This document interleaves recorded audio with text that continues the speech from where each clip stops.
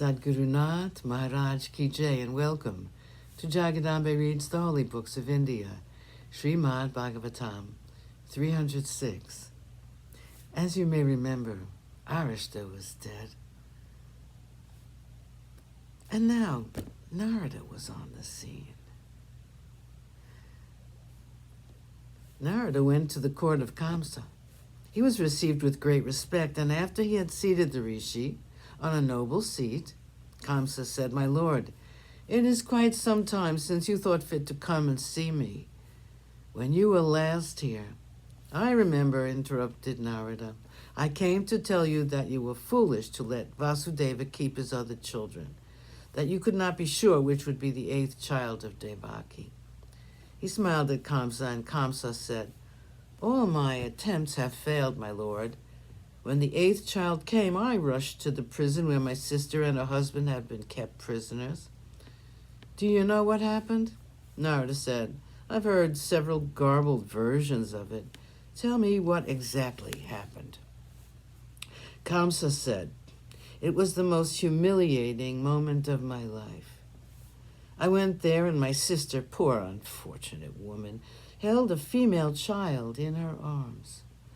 I held out my hand for the child, and she said, 'My dear brother, this is not a boy. Please do not be afraid of a woman, Kamsa. Spare this child for me. Let me keep her. This is not a son. The prophecy was that my 8th son would kill you. But this is not a son.' I did not pay heed to her piteous cry. I grasped this child in my left hand. You know how I killed the other children? I'd throw them up in the air with my left hand, and when they descended, I would hold out my sword, and they would be cut in two. In the same manner, I wanted to kill this child. I threw her up, and do you know what happened? The child stayed in the air. I rubbed my eyes to see if it was really happening. It was.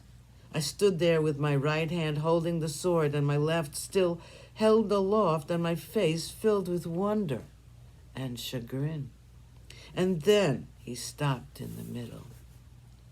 Narada, with a smile in his eyes and also with a touch of compassion, said, "And then what happened?" "And then," continued Kamsa, "the child changed its form. It was not a child anymore, it was Devi Parvati. She held all the different weapons in her many hands, and she spoke to me. She said, 'You stupid fool, do you think you can cheat destiny? The son who is to be your death has already been born. As for me, I'm going away from you, and I will watch the 8th son of your sister kill you very soon.' The child vanished, my lord. I should never have listened to you. I could at least have let my sister keep her children. I have committed the dread sin of killing children, and I have ill-treated my sister, whom I loved so dearly. All because of a few words spoken in the air. I am very unhappy." Narada said, "Did you not make any attempts to trace the whereabouts of your nephew, who has already been born, as the Devi said?" "Of course I've made attempts," said Kamsa, "several attempts. His presence is not certain, but then all the asuras I have been sending to the 4 quarters have been killed, and they have all been killed by one boy, a youngster, if you please. He is the son of Nanda, the chief of the cowherds clan. I have been told that this boy has beauty which is unearthly, but he cannot be the son of Devaki, since he is known to be the son of Nanda and Yashoda."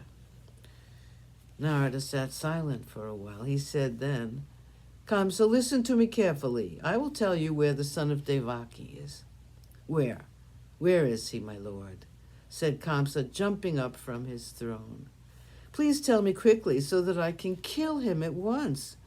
Narada asked him to sit down and said, "If you promise to be calm and listen to me, I will tell you."